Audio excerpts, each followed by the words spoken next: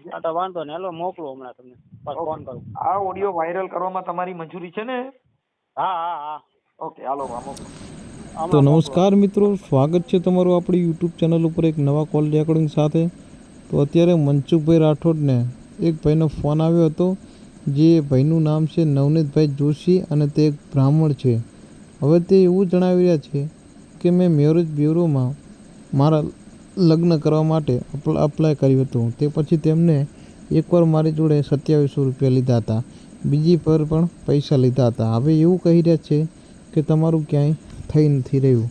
હવે આ ભાઈનું એવું કહેવું છે કે મારી સાથે ચીટિંગ એટલે કે ફ્રોડ થયું છે.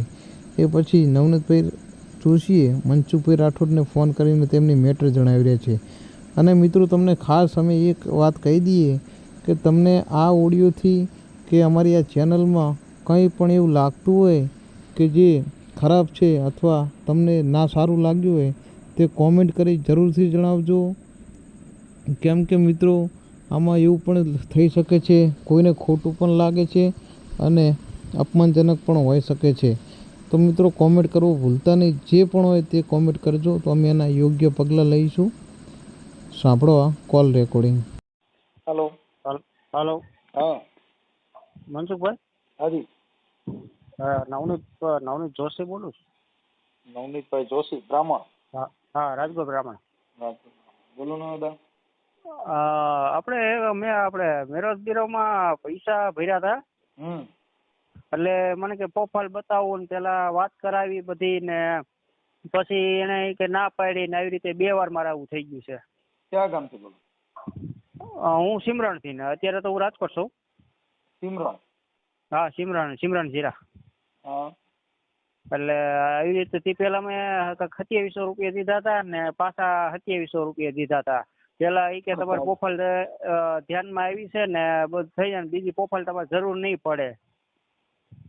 એ બધા ઝીંટકમાં પડો. હવે દાદા, એ છે ને પૈસા પડાવવાનું એક સાધન હોય છે. હા. મેરેજ બ્યુરો નટણ કેની છોકરીઓ વધારાની છે, ત્યાં કણ બ્યુરોમાં જાય. હા. હાલો મને ઈ કહો છે, કોની દીકરી એવી છે કે તમારે મેરેજ બ્યુરોમાં મોકલવી પડે? એને અટાણે અત્યારે છોકરીની જ ઘટ છે, છોકરી છે જ નહીં. ઈ મેરેજ બ્યુરો ક્યાં જાય? ક્યાં એટલી બધી દીકરી અત્યારે કોની વધારાની છે કે ઈ મેરેજ બ્યુરોમાં ફોર્મ ભરાવે?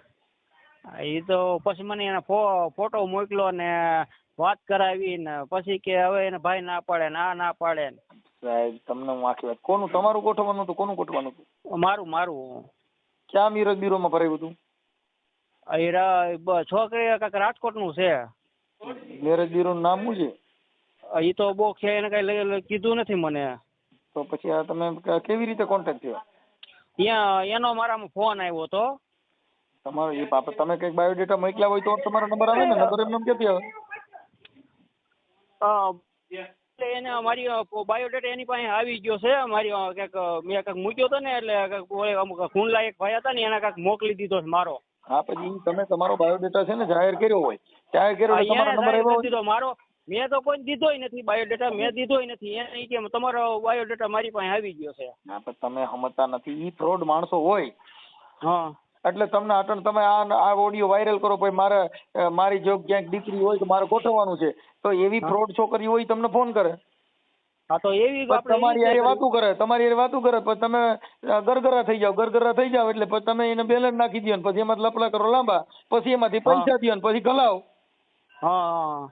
એ બધી ફ્રોડ કામ હોય. ક્યાંય ખાનદાન કુટુંબ ની છોકરી કોઈ દી તમને ફોન કરે? નો કરે.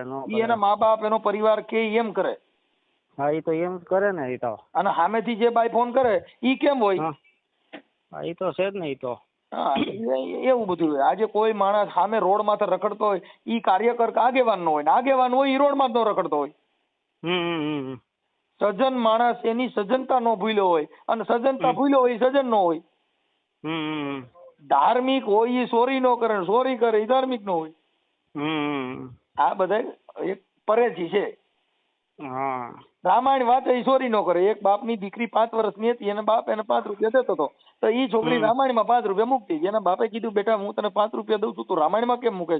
કે બાપા, રામાયણ ખોલે કોઈ દી ચોરી નો કરે, ચોરી કરે કોઈ દી રામાયણ નો ખોલે. એટલે એના પૈસા સલામત રહે. ઉદાહરણ છે, ઉદાહરણો બધા સમજાવવા માટેના પ્રતીકો આપ્યા છે. આ તો શું છે કે અમે મા દીકરો છે બે, અને પપ્પા નથી, પપ્પા એક્સપાયર થઈ ગયા છે. એટલે હું મારી મમ્મી ની ઉંમર થોડીક છે, મેં કીધું આ તો ક્યાંક થાય તો એમ. તમે સમજતા નથી. થાય એટલે વ્યવહારિક. આજે હું તમને ક્યાંય ગોઠવું ને તો ઈ ફ્રોડ નો હોય. કેમ કે અમે કાર્યકર છીએ, એટલે અમે શું છે કે ઈ કામ નથી કરતા કે તમારું આવડું આ થાય. એ તો કોઈને જરૂરિયાત એકાબીજાનું મન મેચિંગ થાય, એકાબીજાનું ગમે રજે, જેના મા બાપ ખાનદાન બધું હોય જોઈ જાણીને કરવાનું, એને વ્યવહારિક કહેવાય. હમ આ વ્યવહારિક નો હોય. હમ આ તો એક સંસ્થા ખોલી હોય. હા એ સસ્તા ખોલે. મેરેજ બ્યુરો, લગ્ન બ્યુરો, તમને કહો પસંદગી બ્યુરો, એ બધા બ્યુરા ખોલી અને તમે ગલાઈ જાવ એટલે એને પછી 5-10 હજાર રૂપિયાનો જે ધંધો છે એનો થઈ ગયો. પછી તમારે એકબીજાને ગમ્યું નહીં, હવે એનો ભાઈ ના પડે છે કે છોકરીને ગમતું નથી, પણ તમે અડ્ડામાં હુઈ ગયા. હા ખાલી છોકરી જોવાના 10,000 રૂપિયા થાય, તમે 10,000 ભરો એટલે તમને છોકરી બતાવે. હા સમજી ગયા? એટલે ઈ બધી ફ્રોડ કામ હોય.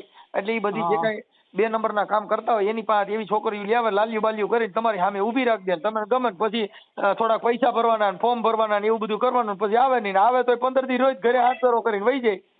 હા 15 દી રોકાયો, 15 દી રોકાય તો 2.5 લાખ રૂપિયા લઈને જાય. તો એની કરતા વાંઢો રહેવું સારું. એની કરતા હાજર રોટલા કરવા સારા.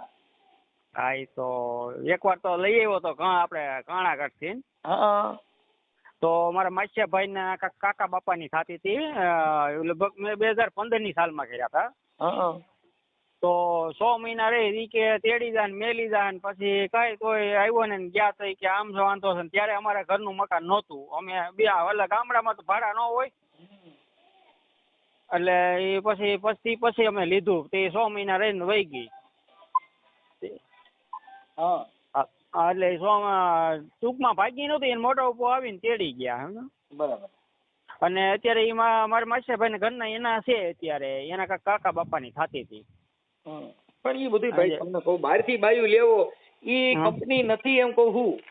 હા એ તો નથી. અદા તમને પેલા કહું છું કે જો ઈ બધી વસ્તુ એમ છે, અને ઈ કઈ ગ્રહ જોઈએ મેળ આવે નહીં. તમે તો હાલો, તમે જો જન્મ કુંડળી નાખી જોઈ લીજો ભાઈ આ છોકરી રહી ખાનદાન કુટુંબ ની છે જ નહીં. તમે તો કઈ કરો ને જ્યોતિષ કામ, શું કરો? જ્યોતિષ હું નથી કરતો. કદાચ કરો ને કરો તોય તમે જો તો કઈ ઈ છોકરી હરામ ની છે હરામ ની છે તમે નક્કી નહીં કરી શકો. હા એ તો છે ને. દોષ જોવાથી ઈ બધું કરવાથી જો કદાચ કુટુંબ ગોતી શકતા હોય તો ઘરનો ધંધો, એમાં છે ને વાંધો જ ન પડે.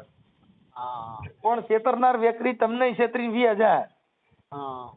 સમજી ગયા? તમે કોકની પાસે કુંડળી કઢાવી જોજો કે છોકરી રહી એમ કેમ કરતા વહી ગઈ, હું વાંધો પીડ્યો ઈ કઢાવો હતી. એવો તો કુંડળી આ બધું બાપુ મૂકવું. હા એ તો તમે ફોટો બોટો તમારી મંજૂરી હોય તો મને કહેજો, મૂકી દેશું. હા તો તમારા વોટ્સઅપમાં ફોટો ને મોકલું. હા હવે તમારું નામ બોલો પેલા. મારું નામ આખું નામ બોલું કે? હા નવનીતભાઈ જીણાભાઈ જોશી.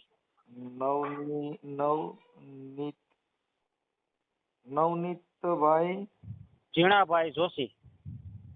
જીણાભાઈ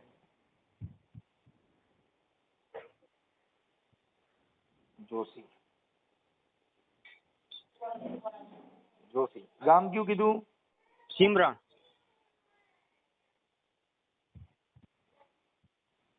સિમરણ. અને તાલુકો? તાલુકો સાવરકુંડલા, જિલ્લો અમરેલી. તાલુકો સાવરકુંડલા.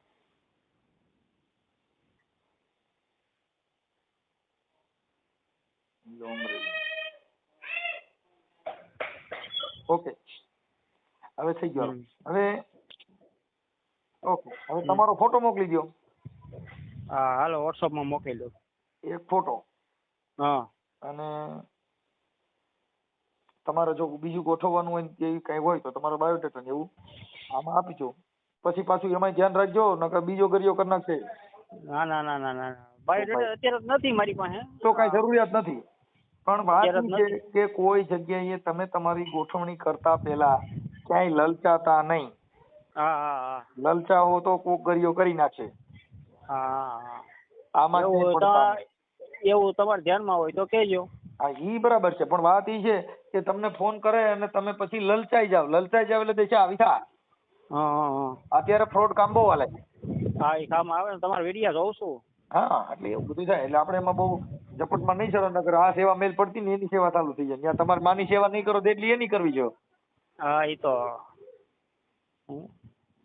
હા તો વાંધો નહીં, હાલો મોકલું હમણાં તમને, પાછો ફોન કરું. આ ઓડિયો વાયરલ કરવામાં તમારી મંજૂરી છે ને? હા હા હા ઓકે હાલો બા મોકલો. હમણાં મોકલું, હાલો. બરાબર.